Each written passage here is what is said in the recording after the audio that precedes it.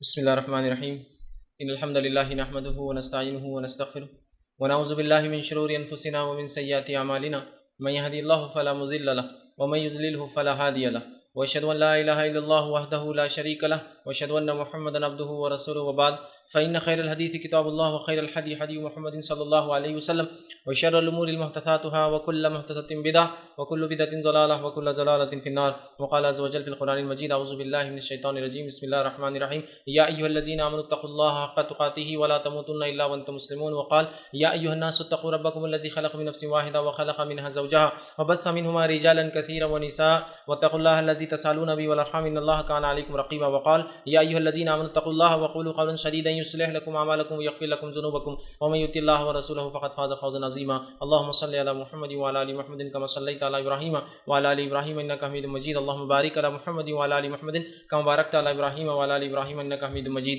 رب اشرح لي صدري ويسر لي أمري واحلل عقدة من لساني يفقهوا قولي أما بعد وقال عز وجل في القرآن المجيد أعوذ بالله من الشيطان الرجيم بسم الله الرحمن الرحيم إن عدة شهور عند الله 12 شهرا في كتاب الله يوم خلق السماوات والأرض منها 4 حرم ذلك الدين القيم فلا تظلموا فيهن أنفسكم أما بعد تمام تعریفیں اس اللہ عز و جل کے لیے لائق و زیبا ہے جو تمام جہانوں کا بنانے والا اور اسے پالنے والا ہے، اور درود و سلام اس کے آخری نبی محمد صلی اللہ علیہ وسلم پر۔ الحمدللہ ہم تمام یہاں اس ہفتے واری درس قرآن کے لیے جمع ہوئے ہیں۔ انشاءاللہ عزیز اس مختصر سے وقت میں میں آپ تمام کے سامنے جو ہے حرمت والے مہینوں کے تعلق سے اور بالخصوص اس میں جو مہینہ اب ہم پر آنے جا رہا ہے اور جس مہینے کی آمد پر ہم دیکھتے ہیں کہ بہت سارے رسومات، خرافات، نمازیں، روزے، ایسی راتیں جن میں لوگ جاگتے ہیں یا ایسے دن جن میں عید مناتے ہیں، میٹھے بانٹتے ہیں اور کھاتے ہیں، بہرحال وہ مہینہ بہرحال قریب آ رہا ہے اور مختلف بہرحال رسومات اس میں نظر آتے ہیں۔ حالانکہ یہ حرمت والے 4 مہینوں میں سے ایک مہینہ ہے، لیکن اس کی حرمت تو بہرحال اپنی جگہ رہی۔ ہم نے بدعتیں کر کر کے اس کی حرمت کو پامال کیا، اور وہ مہینہ رجب المرجب، رجب کا مہینہ، جس کے تعلق سے جس کی فضیلت کی اگر بات کی جائے تو سوائے ایک فضیلت کی اس کی اور کوئی فضیلت احادیث میں نہیں آتی۔ یاد رکھیے رجب کی بہت مختصر سی فضیلت آتی ہے، اور اس کی فضیلت میں جو بات آتی ہے وہ یہی تھی جو آیت میں نے آپ کے سامنے تلاوت کی، جو کہ سورۃ توبہ سورہ نمبر 9 کی آیت نمبر 36 تھی، جس میں اللہ رب العزت نے فرمایا اور کہا، اور اللہ فرماتا ہے ان عدۃ شہور عند اللہ 12 شہرا فی کتاب اللہ، کہ اللہ رب العزت فرماتا ہے فی کتاب اللہ کہ اللہ کے نزدیک مہینوں کی تعداد 12 ہے۔ یہ بات اللہ نے لوح محفوظ پر لکھ دیا، اللہ کے نزدیک مہینوں کی گنتی 12 ہے۔ پھر فرمایا یوم خلق السماوات والارض، یہ تب سے جب سے اللہ نے آسمان اور زمین کو پیدا کیا تب سے مہینوں کی گنتی اللہ کے نزدیک جو ہے 12 ہے۔ آگے فرمایا والارض منها 4 حرم، اور ان 12 مہینوں میں سے 4 مہینے حرمت والے ہیں۔ ان 12 مہینوں میں سے 4 مہینے حرمت والے ہیں، مطلب یہ ایسے مہینے ہیں جن کے اندر گناہ کرنا، معصیت کرنا، نافرمانی کرنا، جنگ اور جدال کرنا یا حد سے تجاوز کرنا، اپنی نفس پہ ظلم کرنا حرام ہے۔ تو کہا ان میں سے 4 مہینے حرمت والے ہیں۔ پھر آگے فرمایا حرم ذالک الدین القیم، اور یہی سیدھا اور مضبوط اور سچا راستہ، یہی دین اسلام حق ہے، فرمایا مضبوط دین ہے۔ آگے فرمایا فلا تظلموا فیہن انفسکم، تو اے لوگو تم اپنی نفسوں پر ان مہینوں میں ظلم نہ کرو، اے لوگو تم اپنی نفسوں پر ان مہینوں میں ظلم نہ کرو۔ تو بہرحال یہ بات اس چیز کی طرف اشارہ کر رہی ہے کہ اللہ رب العزت نے جو ہے جب سے آسمان اور زمین کو پیدا کیا تب سے اللہ کے نزدیک مہینوں کی گنتی کتنی ہے؟ وہ 12 ہے، یاد رکھیے، اور ان 12 مہینوں میں سے 4 مہینے محترم ہیں، 4 مہینے حرمت والے ہیں۔ اب وہ 4 مہینے حرمت والے کون سے؟ اس کے تعلق سے نبی اکرم صلی اللہ علیہ وسلم فرماتے ہیں، یہ بخاری کی روایت ہے، ابو ہریرہ رضی اللہ عنہ حدیث کے راوی فرماتے اور کہتے ہیں حرمت والے مہینے کون سے ہیں؟ تو اس کی وضاحت آپ سے یوں کرتے اور آپ نے فرمایا سال 12 مہینوں کا ہے جن میں 4 حرمت والے ہیں، مطلب 12 سے زیادہ مہینے کرنا اسلام میں آتا کہ کفر ہوگا۔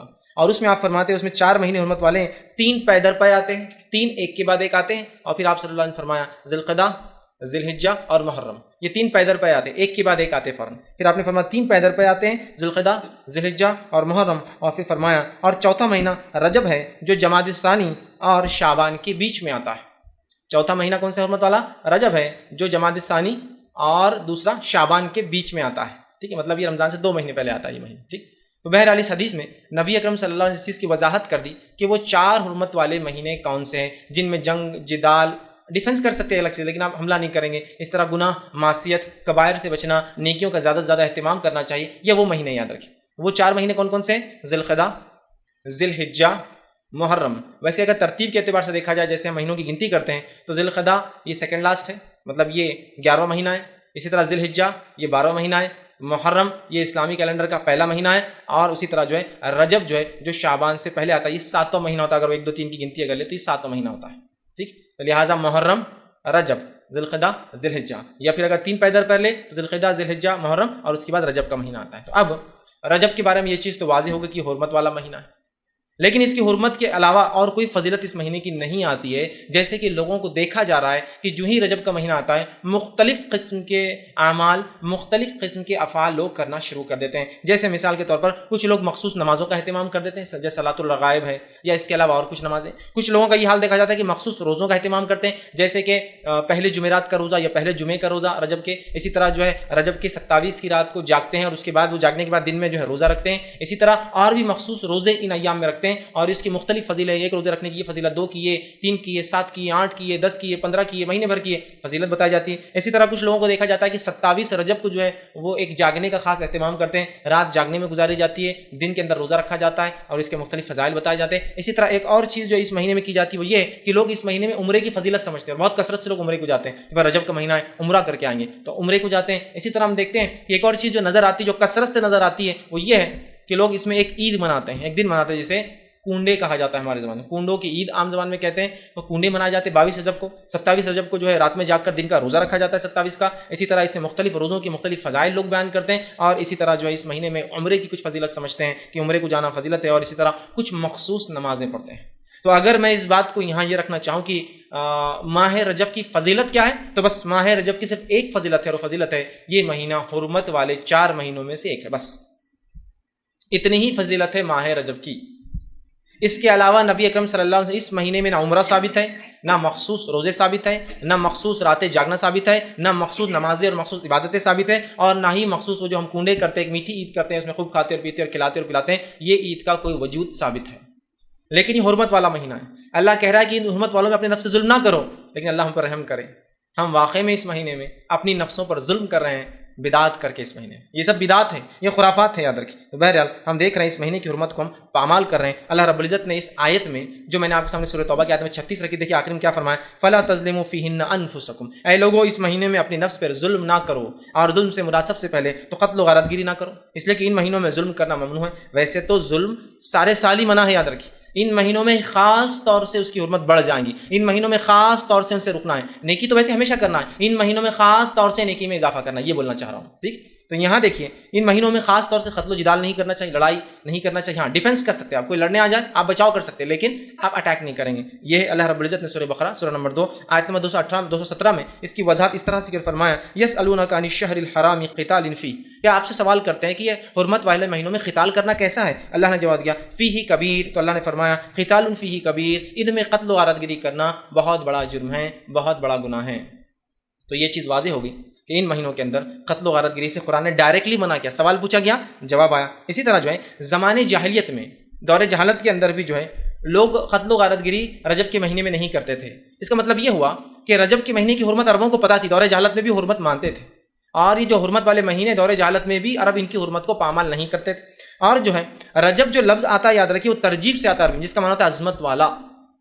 رجب جو نام ہے یہ ترجیب سے آتا ہے، مطلب حرمت والا، عظمت والا. تو گویا دور جہالت میں بھی عرب اس مہینے کو بڑا عظمت والا مہینہ مانتے تھے، گناہوں سے رکتے تھے، معصیتوں سے رکتے تھے، غلط کام سے رکتے تھے، اور جو ہے وہ برائی سے اپنی نفسوں کو بچایا کرتے تھے. حالانکہ وہ کبھی کبھی گڑبڑ کرتے تھے مہینوں کے اندر، آگے پیچھے ہیر پھیر کرتے تھے، لیکن بہرحال وہ 3 مہینوں میں کرتے تھے جو ایک ساتھ آتے ہیں، ذی القعدہ، ذی الحجہ، محرم. لیکن رجب کو اپنی جگہ رکھتے تھے اور بڑی اس کی حرمت رکھتے تھے اور اس کی تعظیم کرتے تھے، یاد رکھیں. ابو ہریرہ رضی اللہ عنہ فرماتے ہیں اس تعلق سے، رجب کے تعلق سے، نبی اکرم صلی اللہ علیہ وسلم جو عربوں میں ایک طریقہ تھا، اس طریقے کو آپ نے منع کیا. اور آپ سن کی حدیث اس طرح سے صحیح بخاری کی روایت آپ نے فرمایا لا فرح ولا عتیرہ، کہ جو ہے اسلام میں نہ فرح ہے نہ اسلام میں عتیرہ ہے. اس کا کیا معنی ہوا؟ فرح کہتے ہیں عربی زبان میں اونٹ کے، گائے کے یا بکری کے پہلا جو بچہ بکری دیتی تھی، عرب اس بچے کو بتوں کے نام پر ذبح کرتے تھے، اس کو کہتے فرح. تو آپ نے کہا اسلام میں فرح بھی نہیں، اور پھر فرمایا ولا عتیرہ، اور اسلام میں عتیرہ بھی نہیں. عتیرہ کہتے تھے عرب خاص طور سے رجب کے مہینے میں بتوں کے نام پر قربانیاں، خاص طور سے. ایک تو عام طور سے ہر جانور کا، اونٹ کا، گائے کا اور بکری کا پہلا بچہ ذبح کرتے بتوں کے نام پہ، لیکن رجب میں خاص طور سے وہ کرتے تو آپ نے کہا ولا عتیرہ. یہ رجب کے مہینے میں خاص ذبح کرنا غلط ہے اور اسلام سے اس کا کوئی تعلق نہیں ہے. تو یہاں دیکھیے اللہ کے رسول صلی اللہ علیہ وسلم ایک غلط رسم، جو کہ رجب ایک محترم مہینہ تھا عربوں کے نزدیک بھی، اس میں جو غلط رسم پائی جا رہی تھی آپ نے اس رسم سے روکا اور کہا اس کے اندر عطیرہ کسی قسم کی قربانی ثابت نہیں، یاد رکھی، ٹھیک۔ اسی طرح ہم دیکھتے ہیں رجب کا مہینہ، یا بہت سے لوگ سوال کرتے ہیں اللہ رب العزت کچھ مہینوں کو محترم کیوں قرار دیا اللہ نے، اس کی وجہ کیا ہے؟ تو اس کی وجہ واللہ عالم، اللہ ہی جانتا، ہم نہیں جانتے وجہ کیا، لیکن یہ اللہ کی سنت ہے، اللہ کا طریقہ ہے کہ اللہ کچھ چیزوں کو چن لیتا ہے۔ جیسے مثال کے طور پر اللہ نے دنوں میں جمعہ کے دن کو چن لیا ہے نا، ایک خاص دن ہے۔ اسی طرح جو ہے اللہ رب العزت نے کتابوں میں اپنی کتاب قرآن کو چن لیا۔ اسی طرح زمین پر جو اللہ رب العزت نے مسجدوں کو چن لیا، اسی کی مسجد اللہ کا گھر ہے نا۔ اسی طرح ہم دیکھتے ہیں مہینوں کے اندر اللہ رب العزت نے ان حرمت والے مہینوں کو چن لیا۔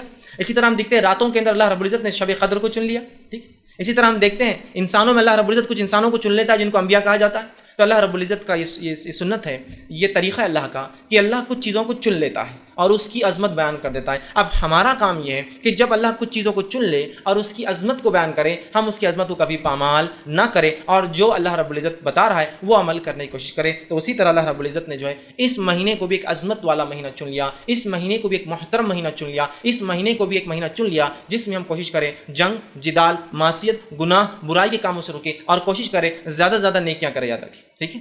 لیکن کسی چیز کو خاص مت کیجیے، جیسا کہ ہم لوگ آج کل خاص کر رہے ہیں کہ خاص کر لیا عمرے کے لیے، عمرہ کبھی بھی ہو سکتا ہے، یہ رجب خاص، نمازیں کبھی بھی نفل ہو سکتی، خاص مت کیجیے، ورنہ آپ بولیں گے آپ نے خود کہا کہ ان مہینوں میں نیکی میں اضافہ کرنا چاہیے۔ خاص مت کیجیے کہ خاص دن ایک نفل، خاص نماز کی بعد ایک نفل، جمعہ کی بعد فلاں عمل، جمعرات کا فلاں روزہ، جمعہ کو یہ کرنا، اس میں خاص عمرہ کرنا، یہ الگ بات ہے۔ نمبر عمرے کا آپ نے لگا، اس میں لگ گیا تو الگ بات ہے، لیکن خاص کر لینا، ایک رات کو خاص مخصوص کرنا، تو بہرحال یہ تمام چیزیں غلط ہو جائیں گی۔ نبی اکرم صلی اللہ علیہ وسلم نے اس سے ہمیں روکا اور قرآن نے ان مہینوں میں اپنے نفس کو ظلم سے روکنے کے لیے ہمیں کہا، لیکن افسوس کی بات ہے ہم آج بدعتیں ایجاد کر کے، بدعتیں کر کے اپنی نفسوں پر ان مہینوں کے اندر بھی اللہ رحم کرے ظلم کر رہے ہیں۔ ایسا عجیب و غریب ظلم اور عجیب اور غریب اعمال، جن اعمال کے بارے میں اللہ کے رسول صلی اللہ علیہ وسلم بتایا، نہ صحابہ کو دیکھا گیا، نہ تابعین کو دیکھا گیا، نہ جن اماموں کو ماننے کا دعویٰ ان اماموں نے کبھی ان اعمال کا جو ہے جواز دیا کہ ہاں اس کو کیا جا سکتا ہے، نہ سلف صالحین نے کبھی کیا، بلکہ کچھ اعمال تو ایسے کہ 1400 سال سے کبھی نہیں پائے گئے، کوئی 600 سال بعد ایجاد ہو رہا ہے، کوئی 800 سال بعد ہو رہا ہے، اور کوئی تو ایسا کہ 1300 سال بعد اسلام کے آنے کے ایجاد ہو رہا ہے۔ انشاءاللہ دھیرے دھیرے وہ اعمال رکھوں گا تو بتاؤں گا۔ نبی اکرم صلی اللہ علیہ وسلم پہلے اس بات سے ہمیں ڈرا دیا تھا کہ دیکھو بدعت نہ کرنا دین کے اندر، بدعت اس لیے کہ بہت سنگین جرم ہے، اور آپ صلی اللہ علیہ وسلم نے جب بھی آپ خطبہ حاجت دیتے، آپ جب خطبہ دیتے ہیں، آپ جانتے ہیں آپ صلی اللہ علیہ وسلم خطبہ دیتے، میں بھی ہر بار درس سے پہلے خطبہ دیتا ہوں، تو نبی اکرم صلی اللہ علیہ وسلم جب خطبہ دیتے اس خطبے میں یہ ضرور بیان کرتے، اللہ کی حمد و ثنا بیان کرتے اور یہ کہتے فَإِنَّ خَيْرَ الْحَدِيثِ کتاب اللہ، کہ سب سے بہترین بات اللہ کی کتاب کی ہے۔ پھر فرماتے وَخَيْرَ الْحَدِي حدی محمد صلی اللہ علیہ وسلم، سب سے بہترین طریقہ محمد صلی اللہ علیہ وسلم کا ہے۔ پھر فرماتے وَشَرَّ الْأُمُورِ الْمُحْدَثَاتُهَا، اور دین میں نئے کاموں سے بچتے رہنا، دین میں نئے کاموں سے بچتے رہنا، محدثاتها وکل محدثۃ بدعہ، اس لیے کہ دین میں ہر نیا کام بدعت ہے، وکل بدعت ضلالہ، اور ہر بدعت گمراہی ہے، وکل ضلالۃ فی النار، اور ہر گمراہی کا ٹھکانہ جہنم کی آگ ہے۔ ہر بار جب آپ خطبہ دیتے یہ الفاظ اس کے اندر برابر دہراتے کہ نئی چیزیں دین میں ایجاد مت کرنا، منع کرتے، اس لیے کہ دین یہ اللہ کا دیا گیا ہے، نئی چیزیں اس میں ایجاد کرنا گویا اللہ کی ایک ملکیت میں، اللہ کے ایک دین کے اندر کچھ اپنی طرف سے اضافہ کرنا ہے، تو آپ منع کرتے تھے۔ اسی طرح نبی اکرم صلی اللہ علیہ وسلم، صحیح مسلم کی روایت ہے، اور آپ فرمایا کرتے، عائشہ رضی اللہ عنہا اس حدیث کی راویہ فرماتی ہے، آپ نے فرمایا کہا من احدث فی امرنا ھذا ما لیس منہ فہو رد، جس کسی نے ایسی کوئی چیز اس دین میں ایجاد کی جس کا حکم میں نے نہیں دیا تھا، فہو رد، وہ روز قیامت مردود ہے، وہ چیز انکار کر دی جائیں گی، واپس اس کے منہ پر پھینک دی جائیں گی۔ دوسرے کی روایت میں آپ فرماتے، یہ بھی صحیح مسلم کی ہی روایت ہے، آپ نے فرمایا کہا کہ جس کسی نے من عمل عملا لیس علیہ امرنا فہو رد، جس کسی نے ایسا کام کیا جس کا حکم میں نے نہیں دیا تھا اسے، تو روز قیامت ایسا عمل مردود ہے، ایسا عمل لوٹا کر اسی شخص کے منہ پر مار دیا جائے گا۔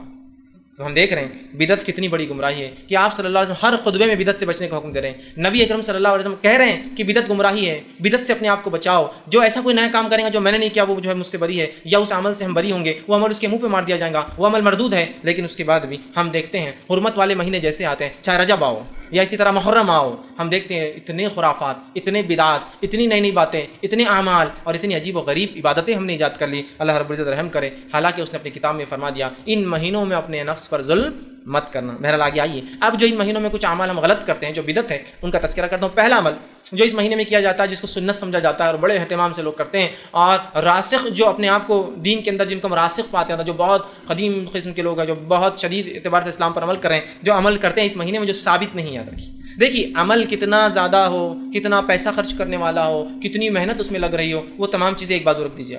اصل چیز ہے کہ اللہ کے رسول اور صحابہ نے کیا صلی اللہ علیہ وسلم، بس یہ اصل۔ اگر کیا تو پھر آپ کریے، ڈٹ کر کریے، نہیں کیا تو بچیے اور ڈٹ کر بچیے۔ تو آئیے سب سے پہلی چیز جو کرتے ہیں وہ ہے صلاۃ الرغائب. یہ قسم کی نماز، اس کا نام ہی لوگوں نے صلاۃ الرغائب، یہ نام لیکن نماز کا کسی فقہ کی کتاب میں کبھی نہیں ملے گا آپ کو. یہ نماز کا تذکرہ کبھی کسی محدث کے پاس آپ کو نہیں ملے گا، لیکن ایک یہ موضوع روایت ہے. ان موضوع اور من گھڑت روایتوں کو لے کر یہ نماز کو بنا دیا گیا جس کو صلاۃ الرغائب کہا جاتا ہے. اور یہ بڑے عقیدت کے ساتھ رجب آتے ہی لوگ اس کا اہتمام کرتے ہیں. اس نماز کے تعلق سے جو روایت پیش کی جاتی ہے، جو موضوع ہے، یاد رکھیے موضوع سمجھتے ہو؟ موضوع مطلب وہ حدیث جو نبی اکرم صلی اللہ علیہ وسلم کی طرف گڑھ دی گئی، منسوب کر دی گئی، لیکن آپ نے ایسی بات نہیں کہیں. وہ روایت کیا رکھتا ہوں جو صلاۃ الرغائب کی طرف لوگ سناتے ہیں، بیان کرتے ہیں. حدیث کے الفاظ اس طرح سے وہ یہ ہے کہ رجب اللہ کا مہینہ ہے، شعبان میرا مہینہ ہے، رمضان میری امت کا مہینہ ہے. جو روایت بیان کی جاتی ہے وہ یہ ہے رجب اللہ کا مہینہ ہے، شعبان میرا مہینہ ہے، اور رمضان میری امت کا مہینہ ہے. پھر اس حدیث میں آگے الفاظ دیکھیے کیا ہے. الفاظ یوں ہیں: جو شخص رجب کی پہلی جمعرات کے دن کا روزہ رکھے، پھر جمعہ کی رات مغرب سے عشاء کے درمیان 12 رکعت نماز پڑھے. جو شخص جمعرات کے دن روزہ رکھے، پھر جب جمعرات ختم ہو گیا تب جمعہ کی رات چالو ہوگی، جمعہ کی رات مغرب سے عشاء کے بیچ کے درمیان 12 رکعت پڑھے، دو کر کے. اور اسی طرح جو ہے ہر رکعت میں سورہ فاتحہ کے بعد 3 مرتبہ سورہ قدر، اور اس کے بعد 12 مرتبہ سورہ اخلاص پڑھے. سورہ قدر 3 بار، 12 مرتبہ سورہ اخلاص پڑھے. اس کی تلاوت کرے. جب نماز سے فارغ ہو، مطلب 12 رکعت پڑھ چکا ہو، فارغ ہو، تو مجھ پر جو ہے 70 مرتبہ درود بھیجے، اور اس میں خاص درود کا تذکرہ بھی کہ یہ درود بھیجے اللہم صلی علی محمد النبی الامی وعلی آلہ، یہ بھیجے 70 مرتبہ. پھر سجدے میں چلا جائے، مطلب سجدہ کرے، اور سجدے میں یہ دعا پڑھے سبوہم قدوس رب الملائکۃ والروح، یہ دعا پڑھے. اس کے بعد سر اٹھا کر یہ دعا 70 مرتبہ پڑھے. سجدے سے اٹھنے کے بعد پھر یہ دعا پڑھے، اور اس کے اندر ایک لمبی دعا ہے ربی اغفر لی وارحمنی، اور وہ پوری دعا ہے، وہ دعا پڑھے. بعد اس کے دوسرا سجدہ کرے، اور پھر ویسے ہی کرے جیسے پہلے سجدے میں 70 مرتبہ سبوہم قدوس رب الملائکۃ والروح پڑھا. اگر جس نے یہ کر لیا تو اس کے باوجود، مطلب اس کے بعد وہ کہتے ہیں کہ جس نے یہ کر لیا تو اس کے جو ہے اسی طرح کرے. اس کے بعد جو کچھ اللہ تعالیٰ سے مانگیں گا،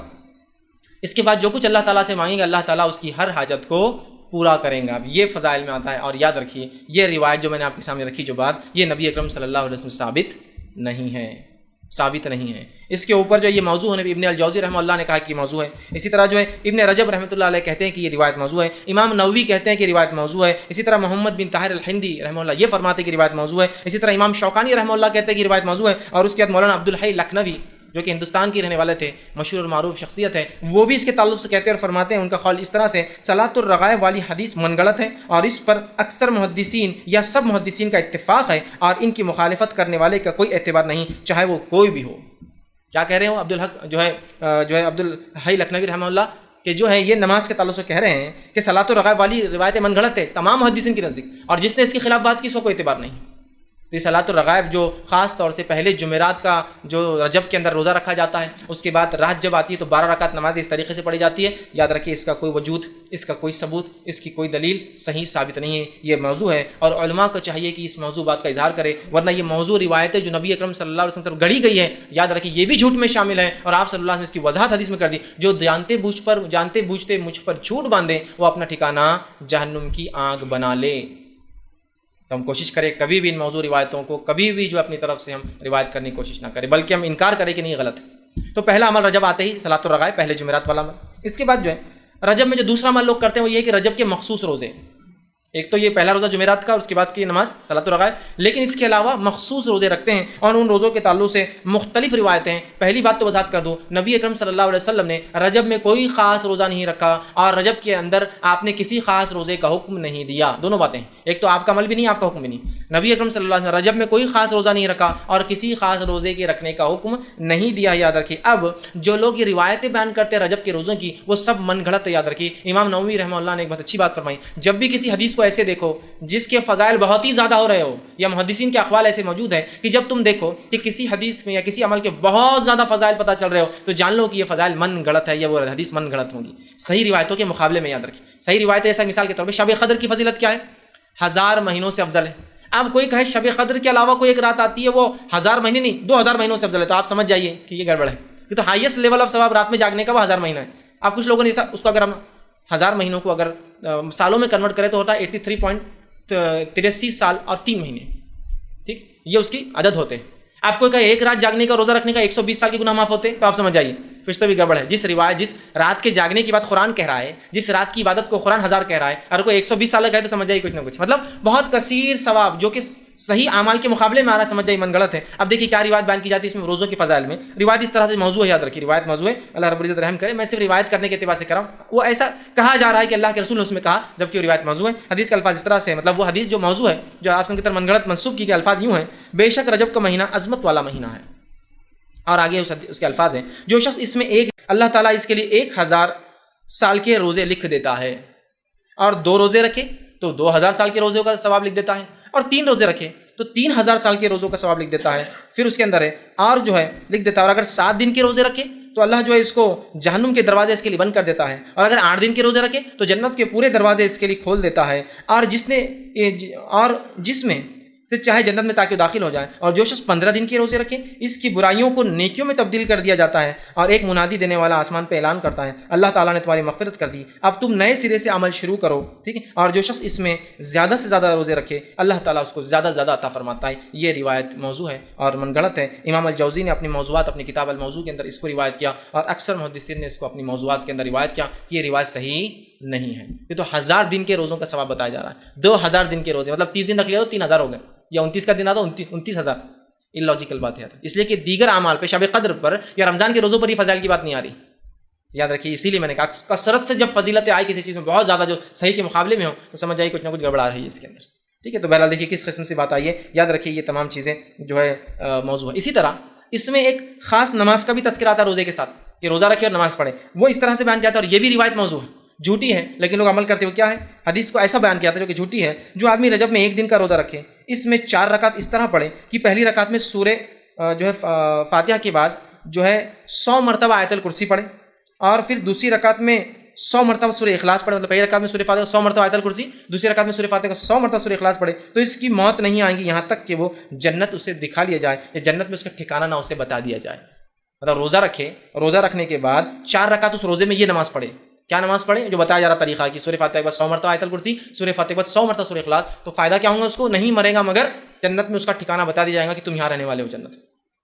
یہ صحیح روایت نہیں ہے، یاد رکھیے یہ موضوع ہے. تو بہرحال اس مہینے کے اندر کوئی نماز ثابت نہیں، یاد رکھیے کوئی روزہ خاص ثابت نہیں. اسی طرح ایک اور جو ہے بات نبی اکرم صلی اللہ علیہ وسلم کی طرف منسوب کی جاتی ہے، ایک اور روایت بیان کی جاتی ہے رجب کے فضائل میں. وہ کیا ہے وہ بھی رکھ دیتا ہوں. یوں بیان کہتے ہیں: جو شخص رجب میں 3 دن کے روزے رکھے گا اللہ اس کو پورے مہینے کے روزوں کا ثواب لکھ دے گا، اور جو 15 دن کے روزے رکھیں گا اللہ تعالیٰ اس کے لیے اپنی رضامندی لکھ دے گا، اور جس کے لیے رضامندی لکھ دی جائے گی اسے عذاب نہ دے گا، اور جو پورے مہینے کے روزے رکھیں گا اسے اللہ تعالیٰ آسانی سے اس کا حساب کر لے گا. یہ روایت بھی صحیح نہیں ہے. لہٰذا ہمیں پتہ چلا رجب کے اندر کوئی بھی عمل نماز کے معاملے میں سنت سے ثابت نہیں، خاص کوئی بھی عمل روزے کے تعلق سے خاص سنت سے ثابت نہیں. آئیے تیسرا کام جو رجب میں ہوتا ہے بڑے دھڑلے سے ہوتا ہے اور ڈٹ کر ہوتا ہے، وہ کیا ہے؟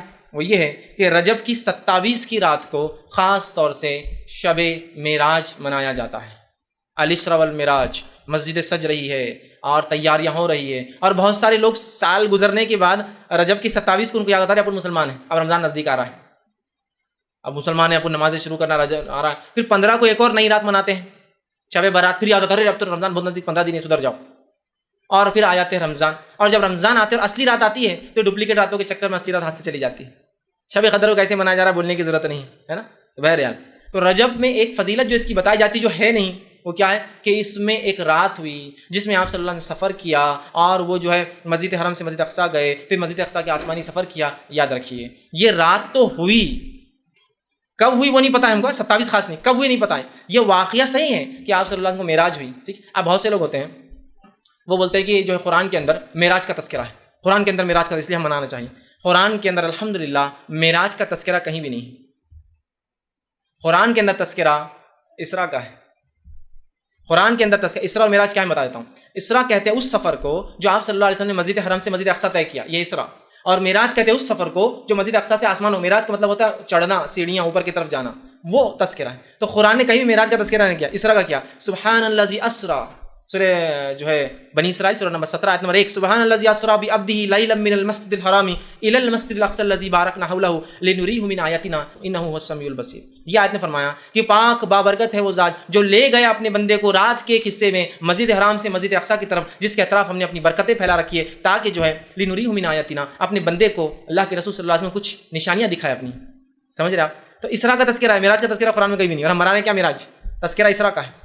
بہرحال تو یہ واقعہ ہوا، ہم واقعے کا انکار نہیں کریں کہ آپ صلی اللہ آسمان پہ گئے، وہ سفر ہوا، آپ مسجد حرم سے اقصی گئے، آپ نے نماز پڑھائی وہاں امام انبیاؤں کو، وہاں سے پھر جبرائیل السلام سفر کر کے آپ کو براق میں بٹھا کر آسمانوں کی طرف لے گئے، پہلے آسمان، دوسرا آسمان، تیسرا آسمان، چوتھا آسمان، پانچواں، چھٹا، ساتواں آسمان پہ گیا، اللہ آپ سے ہم کلام ہوا، آپ کو کچھ آیتیں جو ہے سورہ بقرہ کی 2 آخری آیتیں دی گئی، اللہ رب العزت سے کلام ہوا، ابراہیم علیہ السلام سے ملاقات ہوئی، بہت ساری باتیں اس کے اندر آتی ہیں، ہم انکار نہیں کرتے ان کا، لیکن کسی چیز کے ہونا اس کے منانے کی دلیل نہیں ہے۔ نہیں واقعہ ہوا مطلب منایا جائے گا، تو پھر فتح مکہ ہوا تو وہ بھی مناتے، فتح مکہ ہو تو کیا وہ بھی مناتے اپنے شہروں سے باہر جا کر، پھر اونٹ اور گھوڑوں بیٹھ کے اپنے شہر میں آئیں گے کہ فتح مکہ ہو تو آج تو منائیں گے۔ جنگ بدر ہوئی جس کو اللہ نے فرقان کہا، یوم الفرقان تھا، اس دن اللہ نے فرق کر دیا کفر میں اور توحید میں، تو کیا اس دن بھی ہم منائیں گے؟ چپ چپ باہر جا کے جنگ لڑیں گے ایک دوسرے سے، اور کچھ لوگ اور بولیں گے ہاں یہ یوم الفرقان تھا، فتح مکہ منائیں گے کیا؟ ہوا نا۔ اسی طرح اللہ رب العزت نے صلح حدیبیہ کو کہا، اللہ کے رسول کو جب صحابہ ناراض تھے کہ کیوں آپ نے صلح کی، ہم لڑتے تھے ان سے، اللہ نے کہا کہ ہم نے آپ کو جو ہے فتح مبین عطا فرمایا، انا فتحنا لک فتحا مبینا۔ صحابہ سمجھتے ہار ہے، اللہ کہہ رہا ہے ہم نے آپ کو کھلی کامیابی دی، اور بعد میں پتہ چلا جو صلح حدیبیہ کا کیا فائدہ ہوا، تو اب صلح حدیبیہ بھی منائیں گے نہیں، اس دن اللہ نے کہا کہ یہ تو فتح مبین ہے، اور یہ یوم الفرقان ہے جو ہے جنگ بدر، اور اسی طرح فتح مکہ ہوئی، اسلام کو غلبہ ملا تو وہ منائیں گے، ایسا کریں گے۔ پھر اللہ کے ہجرت کر کے گئے تو ہم بھی سب کہیں تو بھی جا کے آئیں گے، کریں گے، کہیں چیز کا ہونا منانے کی دلیل نہیں ہے، تو یہ ہوا واقعہ۔ اس واقعے کی اگر تفصیلات آپ دیکھنا چاہتے ہیں تو میرا اس پہ ایک مفصل 2-2.5 گھنٹے کا ایک بہت تفصیلی عنوان ہے، شب معراج کی حقیقت اور ہماری بدعتیں، یہ آپ دیکھ لیں۔ اس کے بعد شب برات آئیں گے، اس پہ میرا ایک لیکچر ہے شب برات کی حقیقت اور ہماری بدعتیں، اور تیسری رات جو منائی جاتی ہے جو حقیقی ہے اس کے اوپر ہی میرا ایک لیکچر ہے شب قدر کی اہمیت اور ہماری غفلتیں، اس کو ضرور آپ دیکھیں۔ تو شب معراج کی حقیقتیں اور ہماری بدعتیں اس میں نے بہت تفصیلی رکھا ہے کہ کسی چیز کا ہونا منانے کی دلیل نہیں۔ بہرحال تو اب اس رات کو یاد رکھیے، اس رات کو نبی اکرم صلی اللہ علیہ وسلم کے ساتھ وہ معجزہ ہوا جو آپ لے گئے، یہ رات 27 رجب تھی، اس کے بارے میں کوئی دلیل ثابت نہیں ہے۔ اس معاملے میں امام نووی رحمہ اللہ نے 10 اقوال نقل کیے، 10 الگ الگ قول علماء کے نقل کیے، جن کے اندر سے ایک یہ ہے کہ جس سال آپ کو نبوت ملی اس سال یہ رات ہوئی، دوسرا قول یہ نبوت کے 5ویں سال، تیسرا قول یہ نبوت کے 8ویں سال، نبوت کے 10ویں سال، ہجرت سے 8 مہینے پہلے، ہجرت سے 16 مہینے پہلے، ہجرت سے 12 مہینے پہلے، ہجرت سے 14 مہینے پہلے، 8 12 14 اور 16 مہینے پہلے ہجرت سے، ٹھیک۔ کسی نے کہا رمضان کے مہینے میں ہوئی، کسی نے کہا یہ رجب کے اندر ہوئی، کسی نے کہا یہ شعبان میں ہوئی، کسی نے کہا یہ محرم میں ہوئی، کوئی قول نہیں۔ تاریخ کے معاملے میں اختلاف، کب ہوا اس میں بھی اختلاف، اور صحابہ میں سے بہت کم اقوال اس تعلق سے ملتے کب ہوا، یاد رکھیے۔ تو یہ رات کب ہوئی اسی کوئی دلیل نہیں۔ اب ہم نے دیکھی، میں ہمیشہ کہتا ہوں کہ بہت ساری باتیں ایسی ہے جو کس کو نہ پتہ چلی، شاید اللہ رحم کرے ہم پر، اللہ معاف کرے، شاید جبرائیل علیہ السلام نے آ کر ہندوستانی پاکستانی لوگوں کو بتا کے چلے کہ تمہارے لیے یہ فکس کر دیا گیا ہے، جیسا 27 کو معراج ہوئی، دنیا اختلاف کر رہی ہے، صحابہ میں اختلاف ہے، محدثین میں اختلاف ہے، ہندوستانیوں کو پکا پتا ہے 27 رجب۔ اسی طرح جو ہے شب قدر کب ہے اس کو تلاش کرنے کا حکم ہے، جو آخری حدیث ملتی ہے اس کے تعلق سے وہ یہ ہے کہ اسے رمضان کی آخری عشرے کی طاق راتوں میں تلاش کرو، مطلب 5 میں سے کوئی ایک، تو ہم تو برابر 27 کو منا رہے ہیں شاید، دیکھیے نا یہاں اختلاف ہے، یہ رات کب ہوئی، معراج کب ہوئی، ہمارے پاس پکا ہے کب ہوئی، 27 رجب۔ اب 27 رجب کو بہرحال دیکھیے کسی چیز کا ہونا اس کے منانے کی دلیل نہیں، اب ہوا، اب منانا شروع ہو گیا ہے نا۔ کیسے؟